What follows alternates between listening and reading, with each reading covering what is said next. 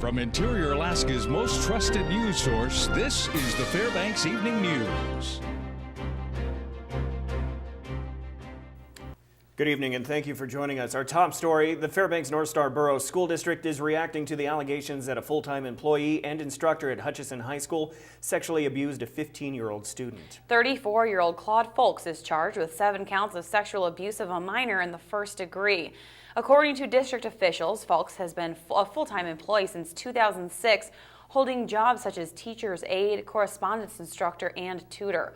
Folks is accused of abusing the male student on multiple occasions at the school. After the abuse would occur, the victim stated that Folks would give him an Amazon gift card, which Folks later claimed were for good grades. The district says Folks is a member of the union and on administrative leave at this time.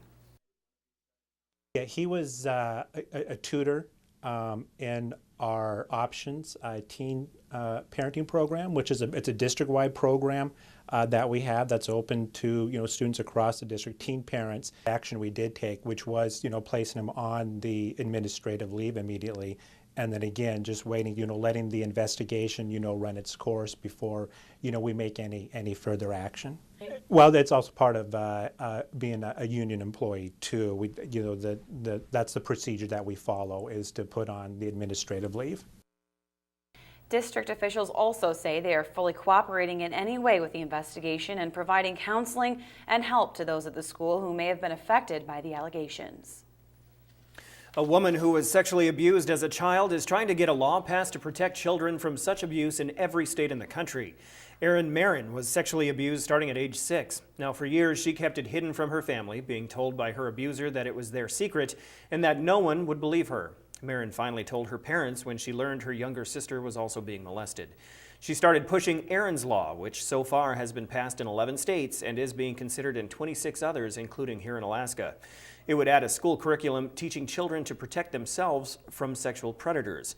Its sponsor in the Alaska legislature is Representative Garen Tarr. I knew not to give in to peer pressure in junior high and high school when it came to marijuana. I knew how to say no, but I didn't know how to say no to my perpetrators. I listened to the only message I got, and that was, stay silent, I'll come get you. It can happen anywhere to anyone, and I think we're coming together to recognize that and find an Alaska solution. The U.S. Geological Survey calls the Friday earthquake the earthquake that woke America up because it inspired programs to reduce future risks. Tomorrow is the 50th anniversary of the disaster, and the Alaska Film Archives at UAF has compiled videos for the public. Tyson Paris-Hansen has more. Devastated Alaska has begun the task of rebuilding after the greatest earthquake ever recorded. These were the newsreels following the Good Friday earthquake, which were recently uploaded to YouTube. We knew that with the anniversary of the earthquake coming up, that there would be a lot of interest in seeing some of the images from the earthquake. The Alaska Film Archives have uploaded more than 50 videos, and while the images are chilling, they are worth watching with a critical eye. Most people didn't have cell phones, with cameras on them. And so there are very few, well, there aren't any, really, images of the actual earthquake as it was striking. Where the filmmakers have taken their camera, pointed it at a building that was, maybe kind of discombobulated by the earthquake, and then they shake the camera.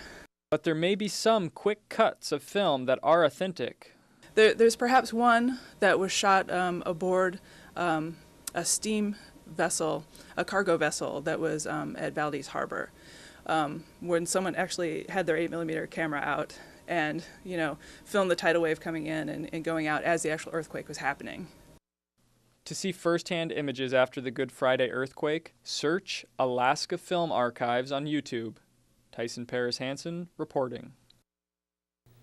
When we come back, for the third time in less than 2 weeks, a resident of the North Star Detention Center in Fairbanks has been arrested for escape. Also, an early evening car accident sent people to the hospital with minor injuries. We'll have the details. Stay with us.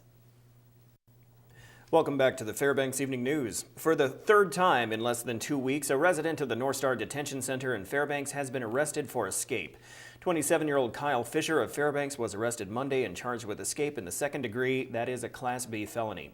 Troopers say Fisher was located at a residence on Hayes Avenue in Fairbanks and taken into custody. Fisher is charged with multiple felonies in connection with the 2010 burglary of $100,000 worth of jewelry from an area residence and a vehicle, including 2 counts of burglary in the first degree as well as vehicle theft. He was arraigned in Fairbanks District Court. A single car accident sent 3 people to the hospital with minor injuries last evening. According to officials on scene, the vehicle was traveling northbound on the Richardson Highway when the driver lost control, rolled the vehicle, and landed into trees on the side of the highway. When police and fire officials arrived on scene, they reported all 3 of the occupants were able to get out of the vehicle safely, despite the crushed roof and condition of the vehicle.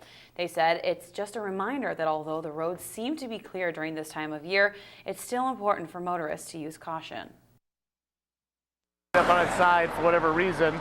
Not sure why it went off the road, but it ended up in the snowbank, squashed against some trees with damage to the roof, and possibly 3 patients that have been transported to the hospital for evaluation. Yeah, this time of day, it's warm during the days and getting cold still at nighttime. That temperatures drop, the roads get icy, and it's still winter driving out there, so be safe as the sun goes down. Governor Sean Parnell and First Lady Sandy Parnell will lead the Valdez Choose Respect rally on Thursday at midday. The governor has challenged Alaskans to end Alaska's epidemic of domestic violence and sexual assault. He said Alaskans have suffered in silence for too long, this is a quote, and by promoting the value of respect in our communities and homes, we are empowering more Alaskans to speak out against sexual assault, child sexual abuse, and domestic violence in Alaska. End quote. Now, the rally in Fairbanks will start at noon at the Chief David Salmon Tribal Hall and will be led by State Public Safety Deputy Commissioner Terry Vrabik. A Fairbanks home was burglarized early this evening. According to a release, Alaska State Troopers responded to the Fairbanks residence at 5:40 p.m. after the home had been burglarized. It was reported that the front door had been forced open and several items taken from the inside of the home, including 2 digital cameras as well as an assortment of jewelry. Troopers say an investigation into the burglary is continuing. On the anniversary of the 1964 Alaska earthquake, one of the largest disaster drills in state history will kick off. That's the subject of this week's military report. Starting tomorrow and running through April 2nd, federal, state, local, nonprofit, and other organizations will conduct a readiness exercise based out of the State Emergency Operations Center at Joint Base Helmendorf-Richardson and the Egan Civic and Convention Center in Anchorage. The scenario will be a major catastrophic event. And that means that it's a no-holds-barred. We have an issue out there that is requiring all resources available to us to come together to be able to function well and respond adequately to meet the needs of our citizens of the state.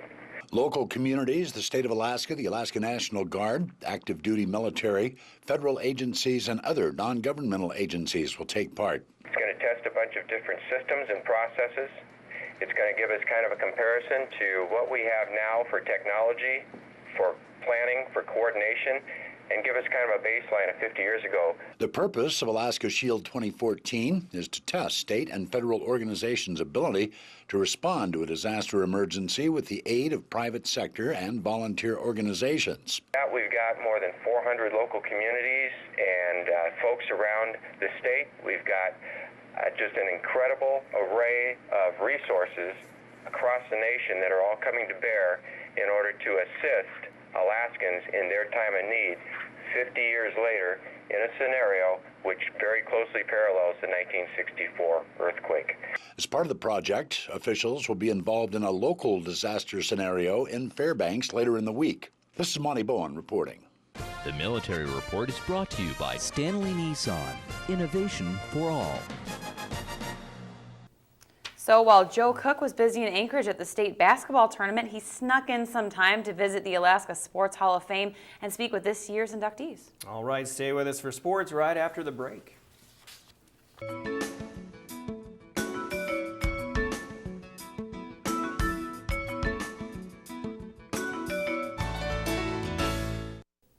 Hello, Interior Alaska. Scoop Clark here with sports tonight. Joe Cook has the evening off. First up, recently there was a special event going on in Anchorage where the Alaskan athletic community was recognized in this year's Alaska Sports Hall of Fame induction ceremony.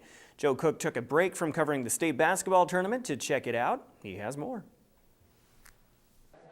In this year's class of the 2014 Alaska Sports Hall of Fame, some of the inductees have ties to the interior. Jeannie Hebert-Truex, a 3-time Player of the Year and 2-time state champion, played at North Pole and Monroe High School. She was one of the first women to play Division I basketball from the interior. She's also in the University of Miami's Hall of Fame. Coming from interior, and then, going out to the University Division I, I was like one of the first women that ever went out to play Division I basketball. And since then, we're getting more and more out there. So kind of be the starting stone of that. It's pretty exciting. The Yukon Quest, the 1,000-mile sled dog race between Whitehorse, Yukon and Fairbanks, which started in 1983, is part of this class as an event. It really is humbling to realize that the state, the Alaska State Sports Hall of Fame, is recognizing the Yukon Quest. After 31 years, we just finished our 31st race, and it just brings a sense of ownership from the state to what we're doing. Bringing in, people that we felt were top shelf and really elite, and we are, and that's part of the reason we only bring in 2 a year now, is because we want it to be the Hall of Fame, not the Hall of Very Good. Other inductees include Eric Strabel, who broke the 32-year-old Mount Marathon record, Trevor Dunbar, who's the first Alaskan to run the mile under 4 minutes, UAA's upset over Michigan in 1988. Double amputee Marco Chisetto, who is a former UAA cross-country runner, received the Trayan Langdon Award for inspiring athlete. Dick Mize is considered a pioneer in Alaskan biathlon and Nordic skiing, and he received the Joe Floyd Award. U.S. Olympic skier Keegan Randall shared the Spirit of Alaska Award with Strabel and Dunbar. You could see the Alaska Sports Hall of Fame inductee back on the trails wearing the red, white, and blue at the next Winter Olympics. Now is just getting to the fun part, put in all the hard work, and now that I'm kind of at the top of my game, it would be fun to keep going. 4 more years is a long time, so not putting any timelines on it yet, but as long as I'm motivated, I'll keep going. The most decorated basketball player, Mario Chalmers, was inducted. He's a 2-time NBA champion, has a NCAA title, a 2-time 4A Alaska State champion, and 3-time Player of the Year. His parents were there on his behalf, and they believe dreams come true. Watching a young man grow up as a kid and have opportunity to live his dream out, and as a family be able to walk that dream with him, I don't think you can put a price on that. It was a dream that he had as a young man, and I know that as long as he continued to work hard, dreams do come true. So we say dream big. You never know what happens. And that'll do it for sports tonight. For more KTVF Sports, go to YouTube, Twitter, download our app, or visit webcenter11.com. Mike Schultz is next with your full weather forecast. We'll catch you next time. Ciao. Hey, welcome back, everyone. Mike Schultz with you once again, taking a look at weather. I used to be a DJ, and we used to say the hits just keep on coming. That's what we can say about the weather today, because the sun just keeps on coming and no end in sight all the way through the weekend. We're looking at temperatures to cool off just a little bit, but still the melting goes on. So lots of puddles everywhere you're looking. Like last night, like Daryl was saying, you need to make sure that reservoir in your windshield wiper is filled up, because you're going to need it. Today's picture taken by who was once our police chief here, Dan Hoffman. He works out there at Pogo Mine. He was able to capture Pogo Mine sunrise. It looks like a postcard there. And again, Dan, appreciate that photograph. And if you have a photograph to share, by all means, send it to photos@ktvf11.com. Here's what's going on in numbers. 31 for the high today, 37 for the high. Normally the high is 31. The low last night, 12 degrees. Normal low is 3 degrees. Record high, 48, 1970. Record low, 35 below in 1925. Sunrise and sunset, 13 hours and 4 minutes, a gain of 6 minutes from yesterday. Our satellite picture showing a few more wisps of clouds. That's about it. Nothing else going on. Some activity over southeast Alaska. And as far as what's happening across the state in general, again, just a cloudy skies over southeast Alaska, sunshine around the Anchorage Bowl, cloudy skies at Kodiak and Coal Bay, some snow shower activity around Bethel and Nome. Other than that, things looking pretty good. Lots of sunshine at Fort Yukon, 34 degrees. Lower 48 weather tonight. More rain falling across the Pacific Northwest, but that's where it cuts off. It's not raining in Southern California anymore, but there are lots of storms moving across the deep south, including Texas and Arkansas, Louisiana, all those areas, all being affected by a big storm system that's possibly putting out some severe weather. In fact, our latest satellite and radar, you can see this thing just moving right along at a pretty good clip.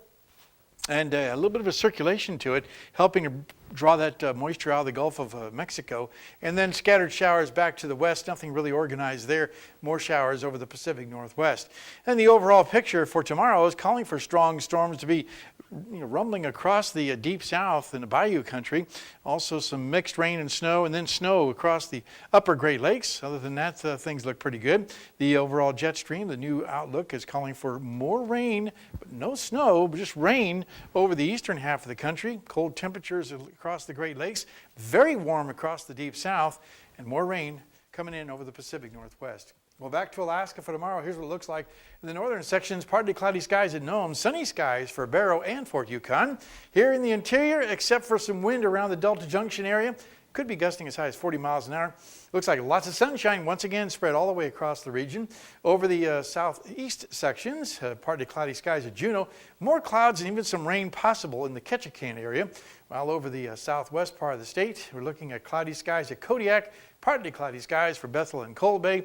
And if you're heading on down to the Anchorage Bowl area, look for lots of sunshine down there, just a few clouds at Homer. Sunshine for Valdez and Anchorage once again. And once again, it's time for our kids' weather. And all this week, we're talking with the kids from the Northern Lights Academy. And tonight, we have a young man with a question for me. Hi, my name is Jimmy, and I go to Northern Lights Academy. My question is, where did the word weather come from? Jimmy, that's a good question. And before the 900 part of our years, before the year 900 to say, the word wetter came out of England, and then it was also adopted by the folks in Germany and eventually worked its way over here to become weather. So it's pretty interesting where the word weather came from. Tomorrow night, the teacher will be here with a very neat weather fact to share with you. Here's our forecast for the remainder of the night. Another clear and cold night. You might see some northern lights possible. There's about 3 categories. It's not real strong, but you might see some. 5 degrees for the overnight low. Tomorrow's forecast, again, calling for a little change than we have today. 38 degrees, not quite as warm as it was. Lots of sunshine and light winds, and the extended forecast calling for temperatures to start cooling down a little bit for Friday, then warm back up again for Saturday, Sunday, and Monday, right on into Tuesday. Temperatures very consistent, right in the mid-30s each day. Overnight lows will also be very consistent as we're looking at right around the single digits above, not quite to 10 degrees above for the overnight lows. So after a cool down Friday night, things warm back up again Saturday. Wow, that's good. Yeah, it looks great for the weekend. I took off my jacket again today, so I'm happy. I can't believe you used to be a DJ. Long time. Oh, yeah. Did you have a DJ name? DJ Mike Allen. What's that? What? Mike Allen. Mike Allen. Okay, Yeah. that's pretty good. Mike Allen? My middle name is Allen. Yeah. Oh, I think you should have been like Schultz. No, Schultz is too hard to say on the radio. Schultzy or Yeah. So did you do the whole DJ radio voice too? Not pukey. No. Okay. Not like we're back. No, not like that, no. Very good. I've never been a radio DJ. I'd love to do that. Funny. 23 years in the Air Force, I did it all. Oh, Believe very me. good. Yeah. Very good. Okay, well, it's lovely weather, and I've noticed that toward the late afternoon, it's getting temperatures close to 40. So Yeah, that's, 41 degree, yeah. yeah, it's And it's amazing. getting sloppy out there, too. Yeah, it is actually. That's Do okay. not wash your car yet. But you always Yeah. break down every spring and wash it too early. I know, I do. I Yeah, already we're washed gonna- mine. It's already brown again. We're going to make a side bet on It's that. all being held together by all that mud. Very good. Okay, well, thank you, Mike, for the gorgeous weather forecast, and that will wrap up this edition of the Fbx Evening News. We are glad you could join us. Tonight on NBC Nightly News, searching for signs of life as the death toll still climbs in Washington State. Stick around because that's coming up next with Brian Williams. And join us here 6 days a week at 6 and 11, online anytime at webcenter11.com. From all of I us like here at the that. News Center with the Coolidge Mound Sounds. You have a good night. Have a good night. See you later.